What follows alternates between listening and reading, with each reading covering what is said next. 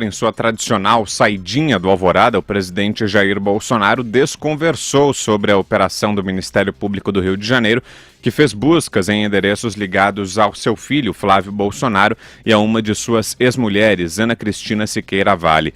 Bolsonaro disse não ter nada a ver com as suspeitas que recaem sobre o filho. Abro aspas. O Brasil é muito maior do que pequenos problemas. Eu falo por mim, problemas meus podem perguntar que eu respondo. Dos outros, não tenho nada a ver com isso. O presidente voltou a atribuir a condução das investigações que envolvem Flávio e ex-assessores ao governador do Rio de Janeiro, Wilson Witzel.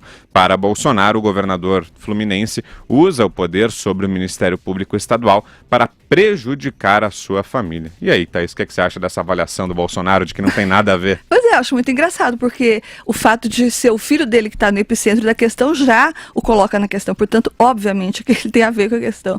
Então, isso só pode dar margem a duas interpretações. Ou ele está jogando o Flávio aos leões desde já, ou então ele está querendo se blindar de uma acusação que ainda não foi feita contra ele. É só o que eu acho. Constantino. É a velha estratégia de atirar no mensageiro em relação ao Witzel, né? Arrumar um bode expiatório. Isso não diz nada em relação ao que foi trazido à tona, né? Falar quem é o responsável por vazar ou por mobilizar que seja a patrulha que foi em cima do filho dele, que já vem de longa data a investigação, e vamos lembrar que começou com o COAF identificando ali movimentações suspeitas e muito acima, né? E aí foi atrás uma investigação que foi revelando tudo isso. E em relação ao filho dele falar por ele mesmo e não ser ele, como eu disse na primeira intervenção, é ridículo vindo de um presidente que representa o líder, o patriarca de um clã político, né? Quer dizer, todos os filhos entraram para a política graças ao sobrenome Bolsonaro. Todos eles são bastante próximos do pai. Todos eles adotam o mesmo tipo de narrativa, o mesmo tipo de campanha. O Queiroz, envolvido no gabinete do Flávio, é muito amigo do pai e deu dinheiro para a primeira-dama. Então, não vai colar isso, né? Pode ser que ele esteja querendo mandar o filho como soldado a ser sacrificado, né? Como eu disse na metáfora de ontem, pula na granada para ela explodir e ele ser o único atingido e salvar o resto, né? Pode ser que vá nessa linha, na expectativa de que nada mais respingue nos outros, né? Ou pode ser realmente uma tentativa de tirar o corpo fora, na esperança de ser realmente associado do próprio filho e do próprio amigo de longa data. Isso aí, se for isso, é uma vã esperança do presidente, beira a ingenuidade. Ele não me parece alguém ingênuo. Josias. O Jair Bolsonaro disse não ter nada a ver com o escândalo que está corroendo a biografia do filho Flávio Bolsonaro. Nesse caso, nada é uma palavra que ultrapassa tudo. Há digitais do presidente da República por toda parte. Há um ano, quando esse caso chegou às manchetes, o Bolsonaro chamava o Fabrício Queiroz de nosso assessor. Ele enaltecia a amizade de 3 décadas que o unia a esse personagem e não excluía a hipótese de ter de espiar algumas culpas no episódio. Eu estava recuperando umas frases do Bolsonaro. No dia 12 de dezembro, por exemplo, o Bolsonaro disse: se algo estiver errado, seja comigo, com meu filho ou com o Queiroz, que paguemos a conta desse erro. Não podemos comungar com o erro de ninguém. O que a gente mais quer é que seja esclarecido o mais rápido possível, que sejam apuradas as responsabilidades, se é minha, se é do meu filho, se é do Queiroz ou de ninguém. 4 dias antes, o Bolsonaro tinha tentado explicar, sem sucesso, o repasse de 24 mil do Queiroz para a conta da primeira-dama Michele. Aí ele tinha dito que a cifra se referia ao pagamento de um empréstimo que ele não tinha declarado ao fisco, um empréstimo de 40 mil, e ele alegou que o amigo Queiroz tinha repassado para ele 4 cheques, aliás, 10 cheques de 4 mil reais. Nessa versão, os depósitos foram feitos na conta da mulher do Bolsonaro, porque ele disse que não tinha tempo de ir ao banco. Ele era deputado federal na época, podia mandar um assessor no banco. É uma explicação que não tem a menor plausibilidade. E nessa ocasião também, há um ano, há poucos dias de assumir a presidência da República, o Bolsonaro soava como um político destemido. Ele disse que não tinha receio de vazamento, estava relendo as declarações dele, disse que tinha que vazar tudo mesmo, que não devia ter nada reservado na República, tem que botar tudo para fora e tirar as conclusões. Agora, o presidente conclui que ele não tem nada a ver com um amigo de 3 décadas, não tem nada a ver com a presença desse amigo no gabinete do filho, não tem nada a ver com o dinheiro que escorreu da conta suja do amigo para a conta da mulher dele, não tem nada a ver com nada.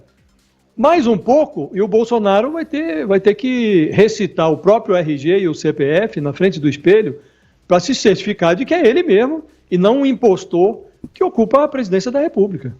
Fala, Thaís. O Josias lembrou dessa frase, ele dizendo nosso assessor, e isso tem uma justiça, porque ele de fato era não só um assessor do Bolsonaro, como um amigo muito, muito próximo, né? Lembrando aqui, o Queiroz conheceu o Bolsonaro quando ele, Queiroz, tinha 18 anos de idade, foi lá na Brigada de Infantaria Paraquedista. E daí, desde essa época, os dois estão muito juntos. Então, o Queiroz ia nos churrascos, nas pescas, nos estádios de futebol com o Bolsonaro, né? E participou de todas as campanhas do Bolsonaro, como deputado, para deputado, como assessor, como cabo eleitoral, como segurança. E quando o Flávio Bolsonaro concorreu pela primeira vez a deputado, tinha 21 anos, foi a pedido do Bolsonaro que o Queiroz pegou o Flávio pela mão e levou lá para apresentar o Flávio em todos os quartéis militares, foi lá pedir voto para o Flávio, a pedido do Bolsonaro. E também foi por determinação do presidente que o Queiroz foi trabalhar com o filho dele, com o Flávio. Portanto, não dá para ele dizer que não tem nada a ver com isso. Você chamou, Constantino? Chamei sim, Vitor. Só para falar que justamente agora, quando começou o nosso programa, o Flávio Bolsonaro publicou um vídeo no Twitter dele de 14 minutos, a verdade ponto a ponto, rebatendo supostamente as acusações. Obviamente eu não tive condições de ouvir, só alguns trechos agora rapidinho. Ele chama tudo de uma grande conspiração contra o governo do pai dele, ou seja, o pai tenta se afastar dele, mas ele está tentando se colar no pai, falando que tudo isso é instigado e inspirado na tentativa de gerar instabilidade e eventualmente derrubar o governo do pai dele, que não há embasamento suficiente, por isso nenhuma denúncia formal contra ele foi feita até agora. O que justiça seja feita, realmente não há uma denúncia formal contra ele, mas ele já entrou com pedido de habeas corpus, segundo o Estadão, no Supremo Tribunal Federal, né, que será julgado pelo Gilmar Mendes, se eu não me engano. Ou seja, de novo está atacando o mensageiro, criando teorias conspiratórias para se colocar como vítima, alvo de uma grande armação para pegar o seu pai e destruir o governo do presidente, e alegando que não há embasamento para essas denúncias todas que estão sendo exploradas pela mídia e pelo próprio Ministério Público. Josias. Esse discurso do Flávio Bolsonaro, que não é a primeira vez que ele utiliza, o próprio Jair Bolsonaro já utilizou também, o discurso de que se trata de uma perseguição que utiliza ele, Flávio Bolsonaro, como um degrau para chegar no governo do pai, o Jair Bolsonaro. Esse discurso aproxima muito o clã Bolsonaro do petismo. É o mesmo discurso que dizia o PT. O Lula está sendo perseguido, o partido está sendo perseguido porque há pessoas querendo criminalizar o PT. Na verdade, quem criminaliza a política é quem comete crime. Nesse caso agora, então, o Bolsonaro e o filho utilizam um discurso análogo ao discurso do PT, o que não ajuda a melhorar a condição deles. Ao contrário, piora. Esse seria o momento, se tivesse matéria-prima, que o Bolsonaro e o filho levarem aí à balança da justiça meio quilo de boas explicações, e não essa desconversa de que é perseguição política.